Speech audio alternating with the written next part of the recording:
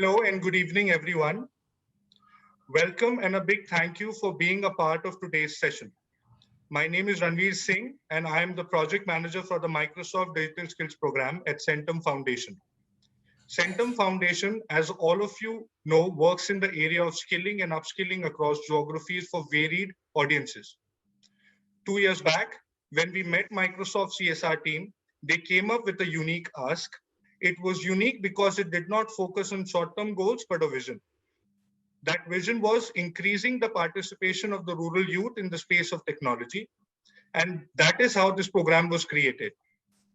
In the last 2 years, more than 15,000 students have benefited from this program and are learning about future skills and the role technology will play going forward in each and every domain of work and life. Today, we have with us the stalwarts from the industry, Mr. Ramanan Ramanathan and Ms. Kirti Seth, who would help us understand how IT has changed into technology and how no one can escape the advent of technology in today's time. Let me give you a brief about our eminent speakers. Mr. Ramanan Ramanathan sir is the Mission Director of Atal Innovation Mission and Additional Secretary at Niti Aayog. It is a flagship national innovation and entrepreneurship initiative launched by the Government of India.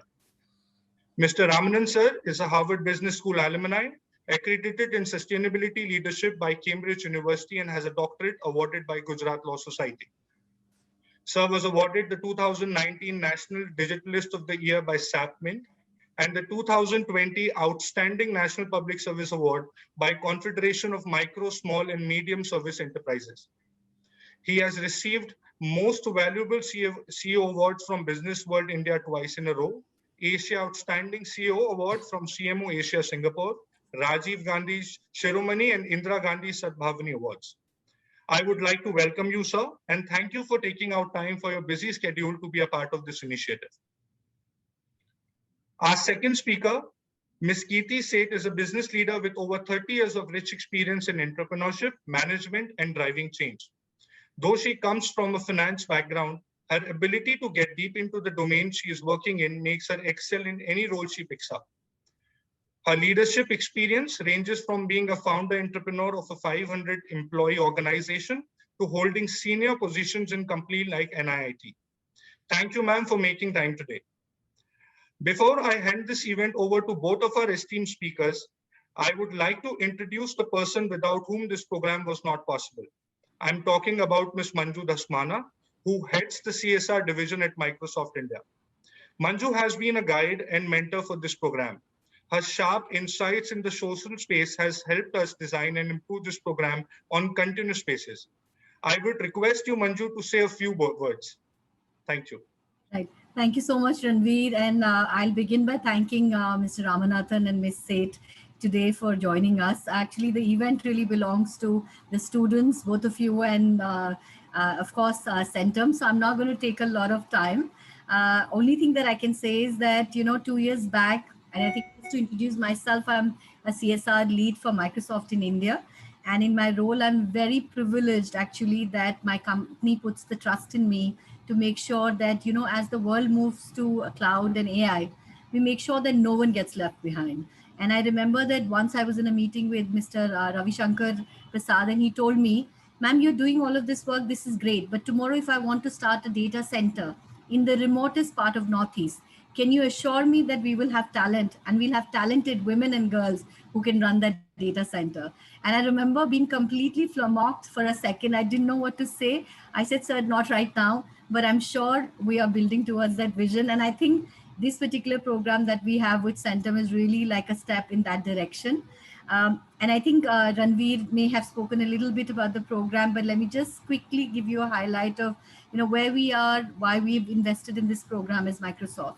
So as Microsoft, I think one of our aims is to make sure that the benefits of technology can reach everyone. And if you're saying everyone, it has to be the last mile. And also increasingly what we are seeing, and of course, COVID has actually just accelerated that. What we're seeing is that AI, and when we look at emerging tech, it's going to create a lot of opportunity. And for the students who are listening in, if you look at data, if you look at India Development Center's data, it says that over the next few years, just the investment in cloud computing is going to create 1 million net new jobs. And just in the last 2 years, what we've seen is number of enterprises working in AI space has grown from it was 1,000, it's already 3,000. It is going to be a sustained growth. So there's a lot of opportunities, of course, in emerging tech, and we know the gaps. And I think Ms. Seth is going to talk a little bit more about, particularly when we look at gender, where are those gaps existing. And I think our vision has been that how can we support government? How can we join hands with organization like Centum to take it to the last mile? In this program, when we started off initially, I think the idea was very simple. We said that we're already doing IT training as part of vocational education. How can we really bring in some of the conversations around AI? And it's not that we want everybody to become a coder, but we also understand that digital skills is actually a fundamental foundational skills like reading, writing, and arithmetic. And there is an opportunity that the sooner we can introduce it to the students, better are the opportunities for them to actually join a career in tech. And that's really where our journey began. Of course, it began by let's just introduce that concept and let's train the trainers. And Centum has taken it to another level where now we are actually tracking metric on outcomes, saying, okay, we did this initiative, right? So great. So 15,000 has been trained. So what? How many of them, is there an increase from baseline on how many of them are actually going to join a career in tech? And that's the vision that inspires this particular program. And with that, I will just say thank you again. And to all the students who've joined it, this is a wonderful opportunity. I never got it when I was a student, even though I went to one of the best schools in Delhi. So I really look forward to Ranveer to really listen to Ms. Seth and Mr. Ramanathan. And thank you for inviting me. Thank you. Thank you, Manju. Thank you.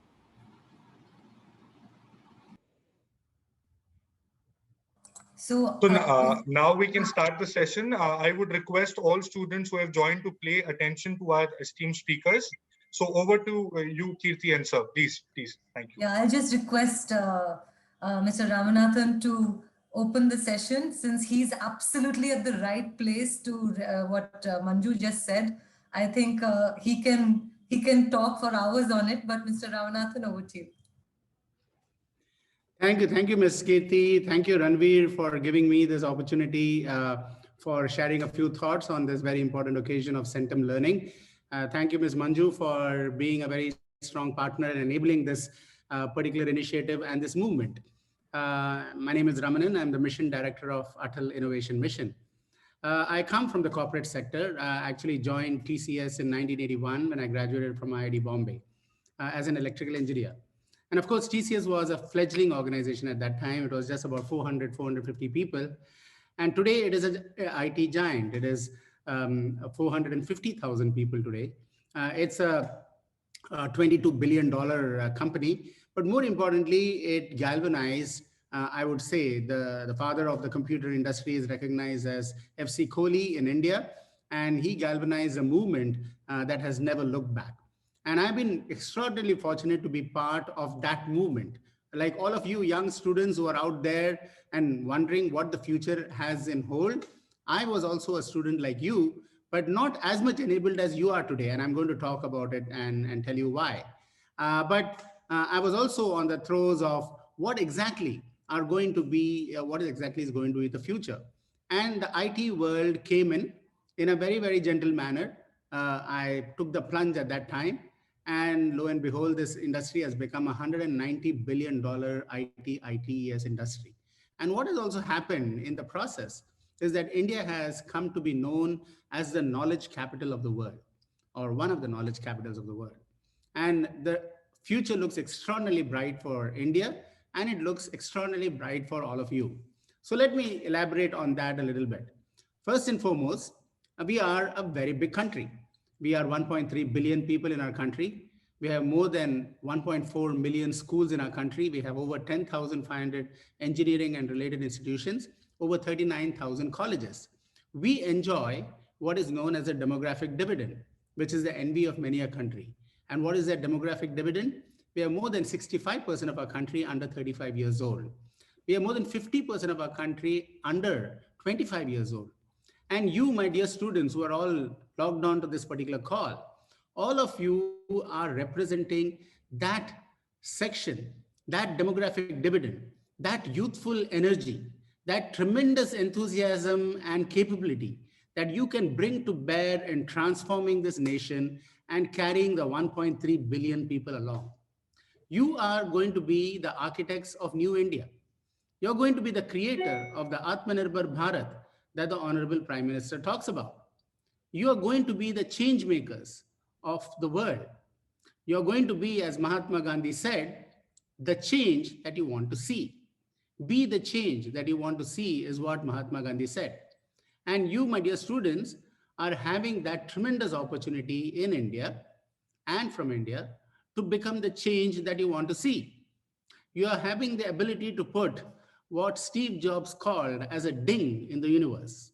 You're going to be creating that ding because you're going to be creating innovations. You're going to be creating the new jobs. You're going to be the job creators of the future. India has been great as a country of job seekers. We have proved ourselves to the rest of the world.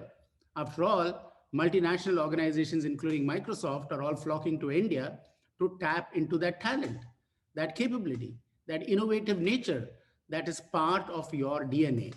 So now we are living in a world that is being transformed by technology. So first and foremost, we are a demographic dividend rich country, a country which is youthful and which is going to remain youthful for the next 20 to 30 years. And that's a powerful force because you have the imagination, you have the drive, you have the energy, the exuberance, and the enthusiasm to transform the country and transform the world. So first and foremost, believe in yourself. Believe that you can be the change makers of the world. As the great Swami Vivekananda said, if you have belief in 1,000 gods and goddesses, but do not have belief in yourself, you are doomed. So therefore, have extraordinary belief in yourself, and you should learn to dream big. Dreaming big, you can achieve great things. Abdul Kalam said, dream big and you'll achieve great things. Dream small and you will be limited by your own dreams. So don't be limited by your own dreams, dream big. Now, you'll say, I want to dream big. I want to be an innovator. I want to be a job creator. What is there in the ecosystem for us to enable all of that? And that is where changes are happening right now. As a part of Atal Innovation Mission, that's exactly what we have set out to do. We are launching and we have actually established thousands of what are known as Atal Tinkering Labs across the country. Now, why are we setting up Atal Tinkering Labs? As I said, technology is changing the very shape of the world that you are living in. Technology is changing the way you are experiencing the world and the way the world is experiencing you. 15 years ago, 20 years ago, it was difficult to get a phone for a house. Now, almost every one of you young student is equipped not just with one phone, but multiple phones. You're equipped with smartphones. You're able to communicate with anybody across WhatsApp, across social media, across distant communication, to your cousin in another part of the country or in another part of the globe. You're able to buy and transact and make products and services which is able to reach from Salem to San Francisco, from Sikkim to Seattle, from Jodhpur to Japan. You are having the ability to create an innovation and reach that innovation to any other part of the globe. And that is what digital transformation, cloud services, cloud computing is all enabling. So we are living in a world being transformed by technology. Not only is cloud services playing an important role, but technology has become affordable, accessible, available, and advanced.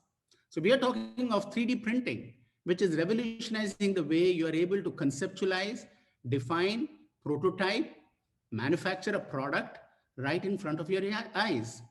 In the confines of your Kirana store, the small Kirana store can afford a 3D printer. You as a student probably can also afford a 3D printer, or your school can afford a 3D printer.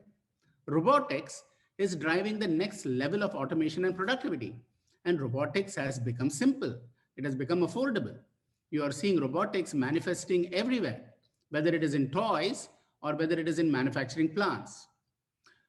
Augmented reality and virtual reality, things that Microsoft is working on, is enabling you to extend your imagination and your knowledge into virtual reality and augmented reality and enable you to collaborate.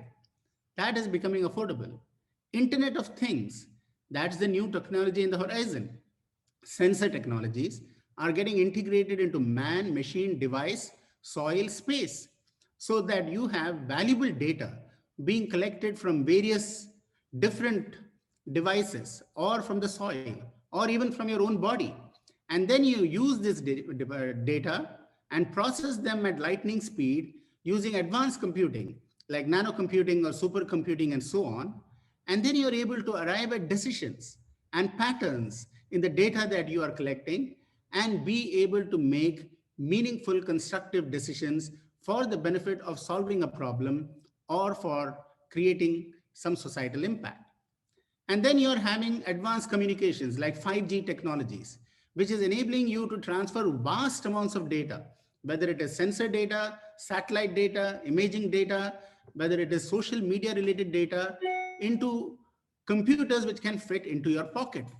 Small, large computing capability, small computers fitting right in your pocket, into your smartphone.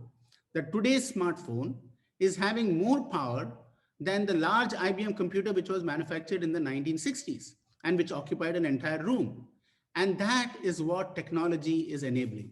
It's becoming affordable, accessible, available, and advanced. And hence, in Atal Innovation Mission, we have established over 10,000 Atal Tinkering Labs across the country. We are a large country. All of you come from different places across the country. We have 715 districts in our country. And we know how many villages we have. We have 650,000 villages. We have 4,000 small towns and cities. Our 1.4 billion people are spread across all of these towns, villages, and the districts.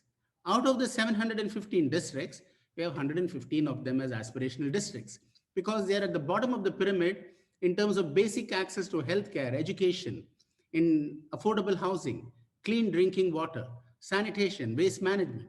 So we need to solve all these challenges. But remember, India is also one of the fastest growing economies of the world. So we have been having a growth of 6 to 8% every year. For a country of our size, to have that sort of growth is a phenomenal advantage. Because when you have growth in economy, you are able to instill and support innovation, entrepreneurship, startups, and new job creation. That is what a growing economy facilitates. So we have three major advantages going in India, and that's why I said you are all very lucky to be born at this stage and this hour and at this time. As Miss Manju said, none of this was available to us when we were growing up. You are part of a demographic dividend, which is the envy of many a country, so that you are representing that youthful workforce, that energy, which is very necessary. You are part of a growing economy, which is one of the fastest growing economies of the world. And you are having access to affordable, available, and advanced technology, which can make an impact and which can help you to become the innovators of the future. And therefore, we have launched about 10,000 tinkering labs, of which 7,000 are operational. And more than 3.5 million students are having access to the latest of technologies through do-it-yourself kits, 3D printers, robotics, IoT devices, miniaturized electronics, augmented virtual reality. These do-it-yourself kits are being implemented in all these schools. Now, along with NASSCOM, we have also in the last year, in the COVID-19 year, which is a year of crisis, we launched the AI basic and step-up modules. That is now available to every student in an Atal Tinkering Lab. And what we do, we run tinkering challenges for the schools at a school level, tinkering fests at a regional level, so that multiple schools in that particular region, in that particular districts can congregate together, learn from each other, co-innovate, create workshops, and partners like Centum or Microsoft or other partners or corporate partners can come and teach you about how these technologies can be leveraged for problem solving. And then we run Atal Tinkering Marathons, where we introduce to you challenges, and these challenges are at a broad level. So you have to go and find the problem related to the challenge yourself and solve that problem yourself. And why do we do it? Because we want you to become problem solvers. We don't want you to become rote learners. Enough of saying, let us get good marks, get into a good university, get good marks again, go to a university abroad, get good marks again, and get a job. That was the old way of us approaching education. Today, education and the new education policy is promoting that we should all become problem solvers and innovative thinkers. You are all born innovators. Remember, innovation is not a work of genius.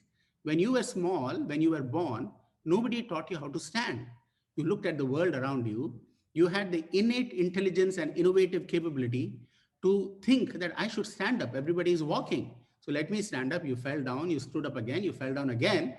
But every time you stood up, you innovated. And because of that innovation, you are able to walk, you're able to run, you're able to participate in races. You're winning national marathons soon. And people like Usain Bolt are winning the Olympics. You didn't know how to speak. You watched the world around. You saw lips moving, you saw sounds coming out, and then you said, hey, can I do that myself? Nobody could teach you because you didn't understand their language, nor did they understand yours. But you innovated. You started speaking, and you started, it then becomes difficult to control you speaking, like how it becomes difficult to control me now when I'm speaking. So that is all the power of innovation. So innovation is inherent in you.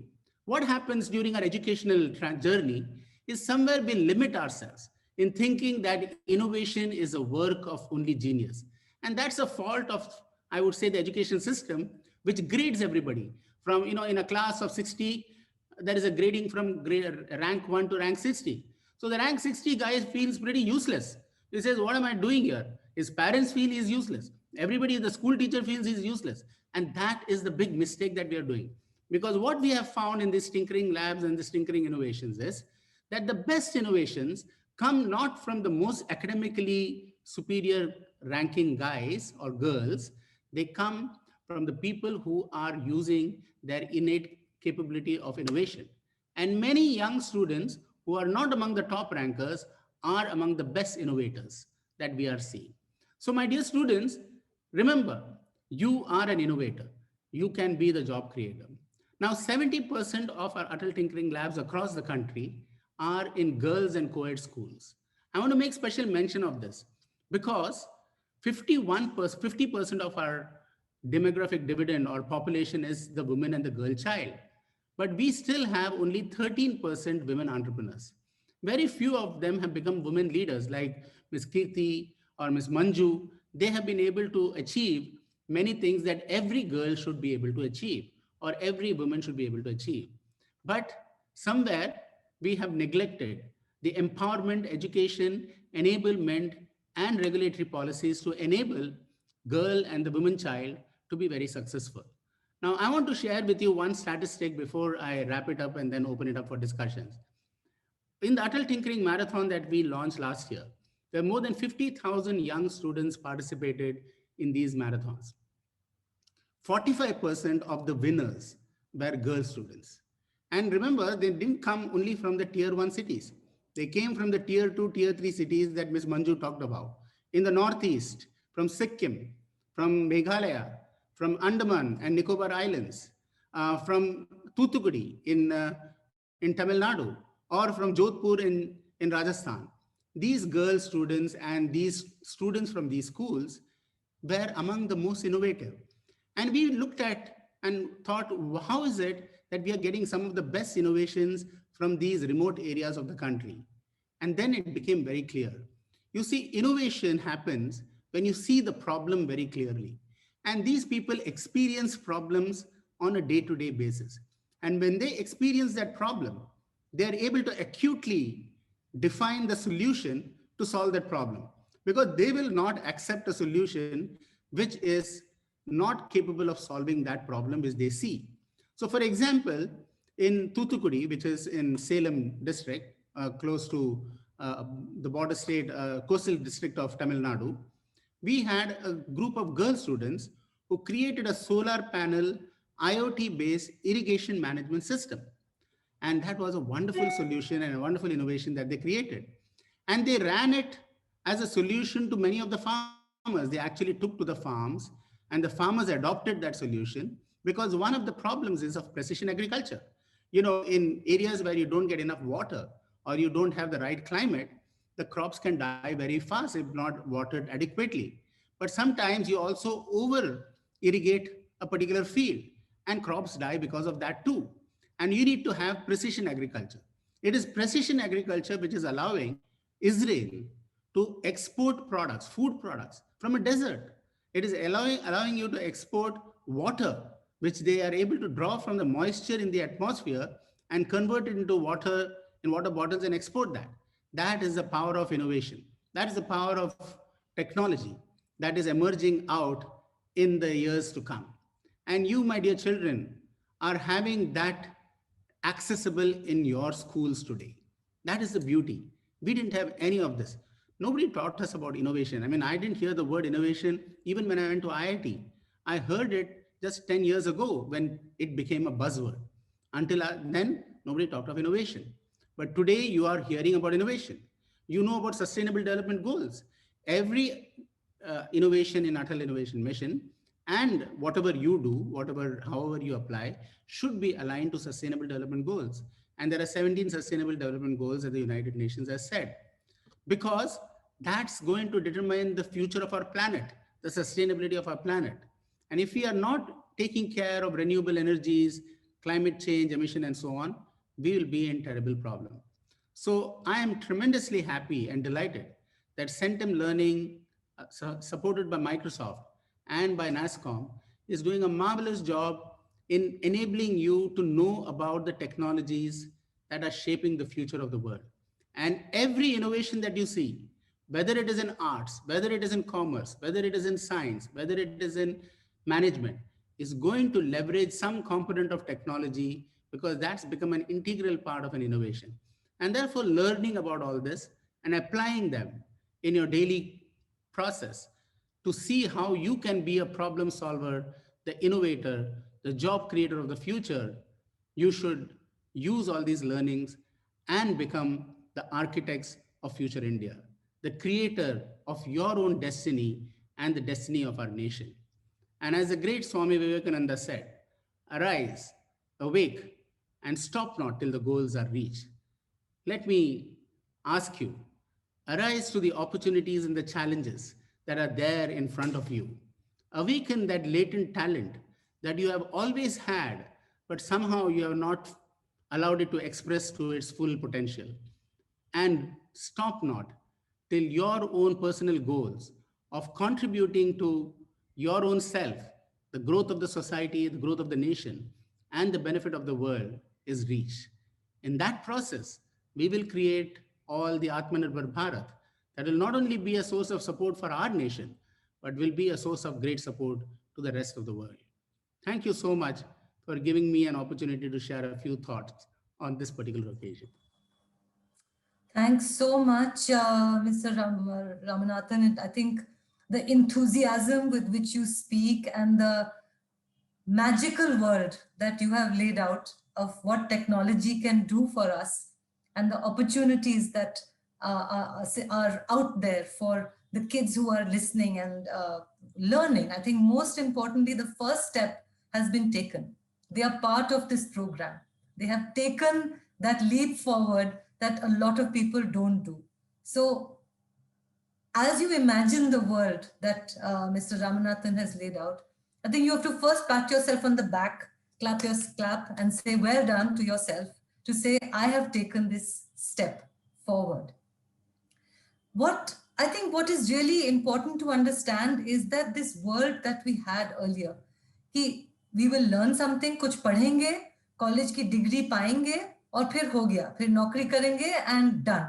मतलब उसके बाद कुछ नहीं करना पड़ेगा, salary will come every day and we will keep earning and pocketing this income and going forward. But because of this technological change, because of the way the world is transforming, this world is over. Take my example. I don't want to tell you how old I am because I'm very old. I did my college so many years ago that none of you were even born then. But I have done so many different things. Ranveer introduced me saying that I studied finance. Yeah, but then I went and headed a company that did training. So NIIT was a training company. So we developed training content. Then I joined NASSCOM. And in NASSCOM, I'm heading a project called Future Skills Prime. Future Skills is what? All the things that Mr. Ramanathan has been talking about, what you are learning, what Microsoft is talking about, artificial intelligence, cyber security, cloud computing, big data. Now me from finance, economics, studied years and years ago, now suddenly has to start talking to people like Mr. Ramanathan, like Manju, who are coming from this background on technology. And I have to sound intelligent. After all, I'm the head of a project. So I have to be able to talk to them properly. So I have to learn. Now, when I talk to them, I have to learn what is artificial intelligence so I can understand what they are teaching you. When I have to talk to my project team, if platform banaya hai, but platform kaise banate hain? How is software development done? I had to learn. So this continuous learning is something that is a fact of life. And when you talk about STEM, I think this whole conversation began that we want people to take up STEM careers. We want you to learn science. We want you to learn maths. We want you to learn about technology. We want you to do engineering. Why do we want you to do that? And this is now everywhere. Everybody wants everyone to do STEM colleges. Just they maths kar liya, science kar liya is good. Computer science kar liya. Why? First and foremost is the way it teaches you to think. Mr. Ramanathan talked about problem solving and innovation. Problem solving requires you to think in a certain way. And things like maths and science and engineering teach you to think that way. It's not just the maths, it's not just the engineering. Dimag kaise chalta hai? I think that's what these subjects do. One other good thing that has happened is that pehle it used to be engineer ban gaya, doctor ban gaya, and that's all. But with the world which is changing, and I'll give you an example, you pick up the phone. I have this phone with me all the time. I'm sure you also have the phone with you all the time. So many apps are going on, are there, which you are using. How beautifully they are designed. What lovely layout in the apps, the design, the psychology, where they teach you why do they teach you to, why do they make you click? Why do they make you use it? When Instagram, Facebook, why are you on Facebook all the time? It makes you want to use it.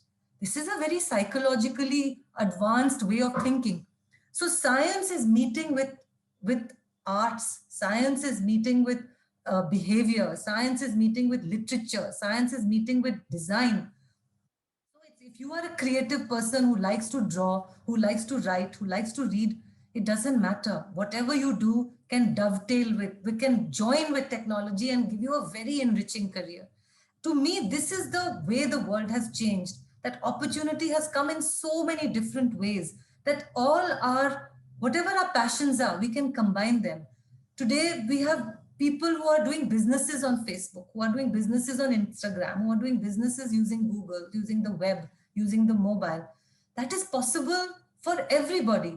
And Manju talked about women in technology, and she used a statistic which was there are very low number of women who are going into STEM courses. And Mr. Ramanathan also talked about only 13% of women, and we need to formulate policies. I say, yes, we need to formulate policies, but I think as women, we need to decide that we can. I think it's as simple as that. We can and we will. Because what's stopping us? If you want to go out and work, please go. Nobody stops you. You can become an engineer, a doctor, a mathematician, anybody. You can go and work anywhere. You are going to work in the country, outside in your village, in your town, outside your town, across the globe, you can. That's the easy part. Those are the women who have decided that nothing is going to stop me. But there are some women who stop themselves. They don't even ask that, can I do this? Can I go out? Can I do different things? I know someone who runs a factory. They manufacture compressors. They are dying to recruit women. They say when women come to the shop floor, when girls come to the shop floor, they completely change the way we think. Mr. Ramanathan talked about innovation. Innovation has to come from a different ways of thinking. There was this example, this story that I heard, that there was this car company, very big car company. They used to do crash testing. I don't know if you know what crash testing is. In the car, you put a dummy and then you start the car and you make the car bang against a wall. And you see, where did the dummy get hurt? That tells you that how to design the safety. वो airbags होते हैं गाड़ी में, safety, all safety features जो होते हैं, steering wheel को पेट में नहीं लगना चाहिए, glass को shatter नहीं करना चाहिए, तुम्हारे ऊपर नहीं गिरना चाहिए. All these things happen, these safety things which are tested on first dummies, not on real human beings. So they make a doll like thing, big doll, life-size doll. So they tested this, but when the car got rolled out, they realized accidents were still happening. People were still getting hurt. Why were they getting hurt? Because the dummy was designed like a man. Nobody had thought that women are a little smaller and it needed a woman to come and figure out what was wrong. Ki aapne to, you have used a wrong dimension. Human beings come in different shapes and sizes. You have to count for them. After all, women also drive cars. And it was a woman who come and did that, discovered that. So women actually ended up saving lives. So there's different perspective that women bring. More and more, it is being called out that it is absolutely critical to have women on your team. In NASSCOM, every forum that we go to, everywhere we talk, this conversation is about we need to bring women in. It's not about why are there no women, it is we need women. So girls, I know I'm especially singling out the girls and not so much the boys, because the boys, you will get there. Your parents will push you, you will push yourself, your friends will push you. But the girls, you will hold yourself back. I want to tell you, don't hold yourself back. In fact, it's the only thing that's holding you back. कि मैं ये नहीं कर सकती, मेरी शादी हो जाएगी, मैं क्या करूंगी, मेरे बच्चे हो जाएंगे, मैं क्या करूंगी. शादी भी हो जाएगी, very good. Work can still go on. बच्चे भी हो जाएंगे, very good. I have 2 children, very big ones. But I'm still working. I'm so old and I'm still working. It never stopped me. Why? Because I used my options. I knew my company wants me. My company likes me for my brain, not who I am. So make your brain count. And the good thing is that in today's world, COVID has taught us that we don't even sometimes, if really going out of home is a problem, doesn't matter. You can work at home. You can work from anywhere. It's become a mantra. IT company mein to every company is talking about it. Work from anywhere is the norm. Work from anywhere means also work from home. Work from anywhere means I need to go to my in-laws house and go to my in-laws house. Work from home means if my children don't allow me to go to work, I can work from home. Work from home, work from the cloud also means you can do your own business on the cloud. If you want to go out, please go out and work. If you don't want to go out, it's your choice. So don't let that hold you back of what you need to study and how you need to be prepared for this work going forward. This new world that is coming up. This new world is magical. The opportunity is coming up is fantastic. So many absolutely wonderful things to do. You just have to go to Facebook and Instagram and see all the wonderful things people are doing, whether it's jobs or whether it's entrepreneurship. You talked about job creators and not job seekers. Sometimes it's okay, you can seek a job also, but so much opportunity to be an entrepreneur. You can sit at home and start a business. You know, just one last comment I'll make. We started working on this Future Skills Prime platform. Future Skills Prime kya hai? It is a learning platform for all citizens of India above 18 years of age for all these new technologies, to learn these new technologies. We started this project in March. March mein kya hua tha? Lockdown. Everybody, everything shut down, everybody locked at home. But we started this project in March. We launched it in November. It is a national project. We have 200,000 people on the platform. It is live. We did it in lockdown. We did it all sitting at home. We did it because we learned. We did it because we knew. We did it, even what we didn't know, we learned. So learn these subjects because they enable you to learn more. Continuously learn. You can't stop learning. I think that is the big message that we have to give. So I'm going to stop here because I don't know how much time we have, and I know there were certain questions as well to answer. So I'll hand it back to Ranveer and say, Ranveer, would you like us to answer those questions now? Yes, Kirti, we can take some set of questions. I mean, which were selected from the students' perspective. Certainly. So I think, I don't know if Mr. Ramanathan has the questions, but I'll help him. The first question was, is it mandatory to know English to get a job? That's a tough question, and it's a very good question. So my opinion, I will tell you, is yes, you need to know English because anything that you're learning today is in English. So if you're studying a course in Microsoft, you already know English. So you are at least 80% there.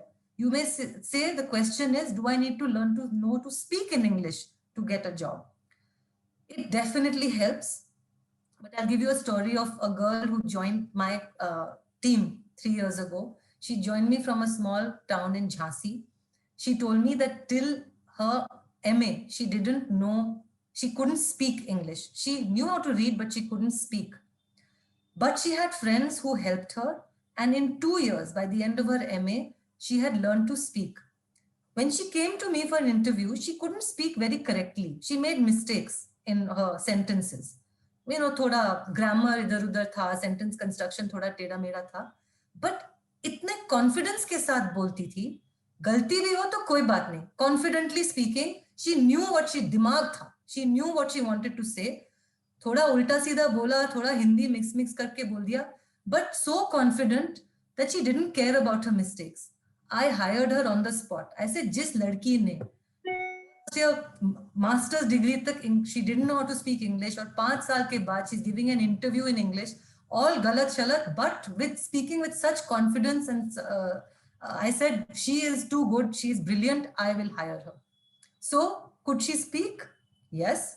Could she speak absolutely correctly? No. Did it matter? No, because her brain was perfect. So yes, you need to know how to read it. You need to know how to write it. Sort of need to know how to speak it. But believe me, once you start working, once you start studying, it will all come to you. You will get rid of your hesitation. So that is my answer on English being necessary for a job. And I will ask the next question to Mr. Ramanathan, and just I'm going to request you to make it short, sir, because I think we're running out of time. Is India's education system ready to help students like us create careers in technology, or is studying abroad the only way? No, I would say it's a very good question. First and foremost, India is advancing rapidly. In fact, like I said, India has so much opportunity. It's a country with 1 billion people and 1 million challenges. But 1 million challenges are 1 million opportunities for us to go after. And there are companies coming up in India, whether it is startups or whether it is large organizations or whether it is multinationals, who are all flocking to India to address that particular demand. And therefore, the opportunity for you to have a career in India and be able to grow here and be able to take advantage of this, it is like a gold rush which is happening right now. If you're not part of that gold rush, you are going to miss out. You're going to go somewhere else where there is jobs are going away, and all the jobs are coming here because we have 1.4 billion people. Remember, we have only 300 million people in the middle class economy. If we add another 300 million people, which is double of this, and which is going to happen because you're all young people, and young people aspire and they spend money. And when they spend money, the GDP grows. And therefore, this amount of opportunity grows. So you don't really have to go abroad to build a career in STEM or in any other area. All the opportunities exist here. Yeah, maybe you will get a little extra money there. But the type of variety, I joined TCS in 81. I had many opportunities to join companies overseas, but I never looked at any one of them. Why? Because I saw in TCS the opportunity to grow, to learn, and to acquire so many new skills. When I worked for TCS, I worked for 200 different companies because they were all clients of TCS. So I worked for Motorola or AT&T or you name it. All these companies, I understood what they want, and I got a piece of their culture. And therefore, through one company, I work for 100 other companies. And that is a great opportunity of learning and growth. So I think that's an exclusive thing that India has, the ability to work with all these companies. Absolutely. Yeah. The question was on the policies. I think the new education policy has really, thinking wise, that India's education policies is on the way to total transformation. So many resources available. Look at what you're doing on the Atal Innovation Mission, the Atal Tinkering Labs, what we are doing with Future Skills. So many resources are available. So I don't think you need to go abroad. And I think quite unequivocally we can say that. Yeah. The next question I want to take up, I was in a meeting where Professor Anil Sahasrabudhe was there. He's the chairman of AICTE. And the next question is that as per the new guidelines of AICTE, physics, chemistry, maths are not mandatory to pursue a career in engineering. Is that not diluting the engineering dream? How does this pave the way for non-IT students? So We asked him this question. He was in a NASSCOM meeting and we asked him, sir, what are you doing? How are people going to do engineering without physics, chemistry, maths? So he said they will absolutely not be able to do without physics, chemistry, maths. What we may allow, and your marks or your done. You may not have studied physics, chemistry, maths in your 11th and 12th, but you will have to do those courses before you join engineering. You will have to complete the prerequisites. Without physics and maths, engineering. So he has asked us to convey this message wherever we go, that this article which appeared in the newspaper was just took it completely wrong. He issued a clarification after the 2-3 days. He had a press conference, but I suppose tak people had already read the article and everyone's thinking you don't need physics, chemistry, maths, but you do. If you haven't studied it in school, you will have to do it when you get to college. So that's the answer to that question. The next one is, as per a survey published in Business Line, about 43% of science, technology, engineering graduates in India may be women, which is the highest in the world, but women's share in STEM jobs in India is a mere 14%. What are the reasons for this and what can be done to change the scenario? I think I can touch upon this. So, I mean, being a woman, I can answer this, and we at NASSCOM talk about this a lot. The IT industry में तो 50% are women when they join the industry. It's quite remarkable that at entry level, the split is 50-50. So वहाँ पे कोई problem नहीं है. But what we call the leaky pipeline, that the girls start dropping out over time. Now, it is the personal space where we need to help them. And the good news is that a lot of companies are supporting women. It has moved beyond just saying कि हमको कुछ करना है for women who are going through the various life phases. It is going to seriously saying we want to keep our women. So many programs on helping women to go through the childbearing years or the years where they have to go through this transition. After all, we have this big job of bringing up our children. After all, if we don't have children and we don't bring them up, you all won't be there. So we have a very important role to play in this world. So companies are realizing that. They're also realizing that it's not just to check. It is that women bring a huge perspective in this new world where machines are taking over so many jobs. Automation is happening everywhere. Empathy is what? Empathy is being able to think like the other person, to have emotions, to be able to bring feelings into what you do. We are all people. Feelings matter. We can't just work as robots.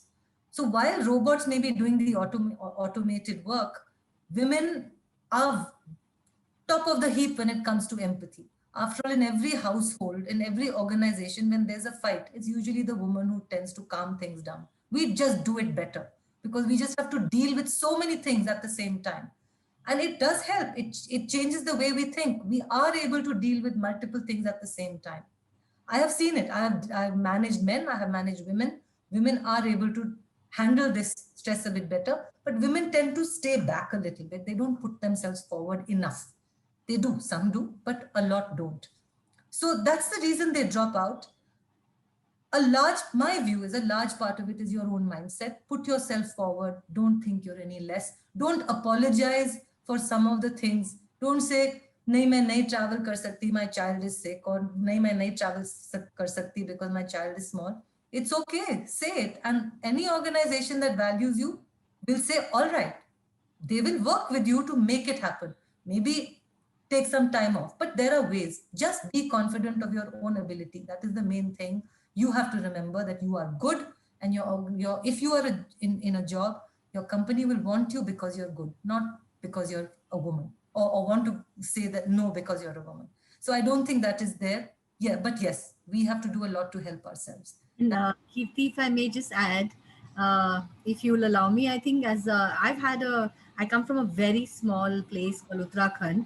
And when I started working, I think women didn't even go to school, right? So I think what has helped me a lot, and maybe students ko bhi shayad ye useful lagega, especially women students who've joined, ki it's good to have a mentor in your life.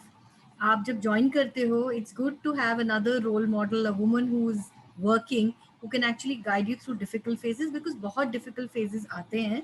You have to deal with it. Sometimes आप family से नहीं share कर सकते, because they are likely to say कि आप छोड़ दीजिए अगर इतना tough हो रहा है तो, right? You don't tell colleagues, because colleagues are also likely to say, why are you working? You take the easy option but छोड़ दे. But कोई mentor जो आपको right time पे will pull you out of that, will give you a different perspective, is super helpful. So, and they will also help you in your career. So just wanted to add that if you can, if the students can identify that and keep working with them, it'll help a lot. So Manju, that is really important. And I'll add one more thing. Make women friends at work, and whichever group you're part of, have women along with you, so that if you are facing a problem, share that problem. You will realize if most people have the same problem. And then together you can look for a solution and ask for a solution. Sometimes you can hesitate doing it yourself. But when there are 2-3 of you doing it, it becomes easier. So share the problem, have a mentor, both are important. एक और सबकी शादी तो होगी, शादी नहीं होगी तो कोई जिंदगी में कोई तो होगा. So जो भी होगा, choose the person wisely. That person should want that you should do well.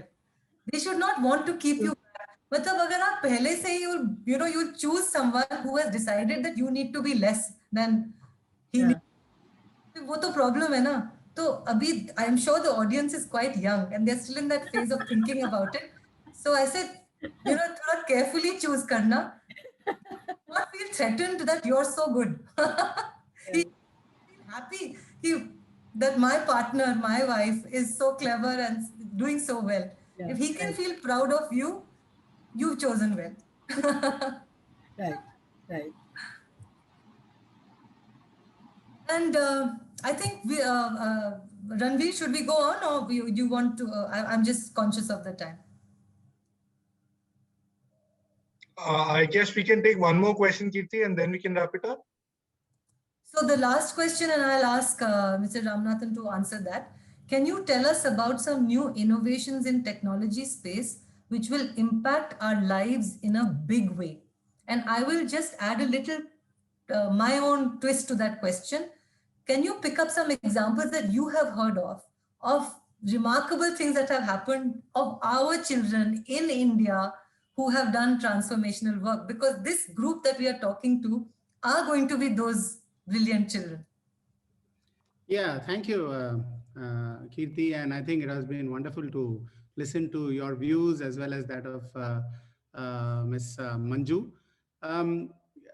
There have been remarkable innovations that have been created by young children. And I think they are allowing their imagination to fly high. The question is exactly what you were saying, that if you allow them to think big and you empower them with the tools that technology is enabling them, then they are able to apply those tools and empower themselves to create solutions. We have had a number of solutions created by students across. Take, for example, in COVID-19 times, what was very impressive is so many students, we launched a challenge in April of last year, which was just immediately after COVID. And then more than 200 innovations got created by young students in schools, including girl students. They range from contact tracing solutions using software and using artificial intelligence and so on. They range for IoT-based contactless surfaces. How do you, ring the doorbell, for example, without pressing the bell? How do you trigger open a door without having to actually push the door or catch or latch onto the various devices? So very practical solutions. There are children who came up with spray solutions for sanitization using biotechnologies and bioagents. There were solutions for waste management and hygiene management, because this became a very important part. And so robotic-based waste management. So if I look at some of the technologies that children are using today, right? They are leveraging AI. They are getting familiar with AI. It's not that, because you have plug and play AI modules also available. You don't have to be an AI expert. What is AI? AI is, after all, the ability to take multiple points of data coming to you through sensor data, through IoT device, or through maybe satellite technology, and then being able to process them and being able to see a pattern and then recognize it. And then it builds upon that recognition. That's what deep learning is all about. So if you see some of the technologies which are going to be game changers of the future, AI is definitely one, which is going to be a game changing technology. And AI is going to be affecting every aspect of every vertical we talk about. Take, for example, education. AI will help you in being able to tune the education to your needs and your gaps to be filled. It can study, for example, patterns in your interest, and you are able to then, it's able to then feed you into areas which you are interested in. If you are interested in physics, it will lead you on as you course through, let us say, a skill portal. The skill portal will lead you on to more and more subjects of deeper and deeper interest in that particular area, because you have shown an interest in that area. And that's what artificial intelligence does. And similarly, you are going to find AI in medicine, you're going to find AI in transportation, you're going to find AI in every agriculture and so on. The other one which is going to happen big time is technologies like blockchain. Blockchain is a new technology which is emerging, but blockchain makes, because in an increasingly cyber world that we are all living in, cyber security becomes very important. The ability to trace, anything that you are sending over the net from point to point, and not for anybody to be able to intercept that and misuse that, becomes very important. Whether it is your personal picture that you're sending, whether it is your bank transaction that you're sending, whether it is a school certificate that you are passing on to a potential employer, you don't want anybody to intercept that. And if anybody intercepts it, you should know who has intercepted it and when. And that's where blockchain technology helps you, because it is able to trace from the originator to the destination all the intermediate points where anybody made an intervention or looked into it or didn't look into it. And then you have cyber security and you have encryption technology, which is all coming up. And finally, IoT technology is going to play a very big role because sensor technologies are driving everything. You see drone technologies, surveillance technologies, all of them are going to use IoT or sensor technologies. Today, when you go anywhere, you don't have to touch anything. There is a scanner and it automatically reads your temperature. You extend your hand and then the sanitizer comes out. So, all of this is sensing your hand, the temperature in your hand, it senses the presence, and then it triggers off all the movements. So you're going to have more and more applications of these technologies. So all of these are the future. And I think students should learn everything about it and see how they can apply it for solving various problems. Great. I think that was a good way to end. When somebody's talking about technological innovation, you're talking about all these big words. But if I look at India, when I see what is Aadhaar, what has Aadhaar done for us and how Aadhaar is being used, when you think of DigiLocker, so we are living with this technological change. Where could we have imagined that we can just set up a bank account remotely, bank nahi jana, sign nahi karna, form nahi bharna, e-KYC ho jata hai. This is massive technological change. It is changing the face of our country. And I think for the learners here, maybe they don't realize it, but the Facebook that they're using or the Google that they're using, artificial intelligence and big data is deciding कि आप क्या देख रहे हो. आपको लगता है कि आप choose कर रहे हो कि आप क्या देख रहे हो. आपको लगता है कि Netflix पे आप movie choose कर रहे हो, लेकिन Netflix आपको recommend करता है. तो कितनी बार आपने उनका recommendation use किया और अपना दिमाग नहीं use किया. So it is affecting it. These technologies are affecting the way we think. If that is not a big change, I don't know what is. So it's important to understand how these technologies affect your thinking. Because ye hoga, matlab you will use Facebook, you will use Instagram, you will use Google, you will use your phone, but you must know what is behind it. Ye information kaise aa rahi hai mere paas. Uske baad take an informed decision of how to use it. I think that would be my parting advice to learners to understand what these technologies are. And I don't think there's an option. We all have to learn it.